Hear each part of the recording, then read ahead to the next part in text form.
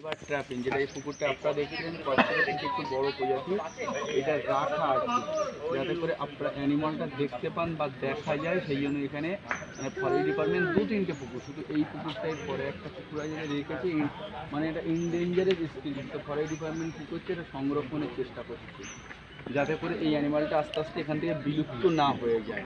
তো এইটা হচ্ছে দেখা যায় এগুলো কী করে চিনবেন, যেগুলো মেল সেগুলো দেখবেন মাথাটা হোয়াইট টাইপের হয়ে গেছে, ব্ল্যাক টাইপের গলাটা লাল টাইপের একটা কালার হয়ে গেছে, তো সেটা এখানে রাখা আছে। এইগুলো ওজন হয় প্রায় 25 থেকে 30 কেজি এবং মানে বেঁচে থাকে ওই 35 থেকে 40 বছর আপনি ধরতে পারেন। কিন্তু আপনার যে কচ্ছপ বা আমরা কচ্ছপ যেটা দেখে থাকি ওটা কিন্তু প্রায় 250 থেকে 300 বছর বাঁচে, কিন্তু এইটা অনেকটাই কম। তো সেটা আপনারা এখানে দেখতে পাবেন।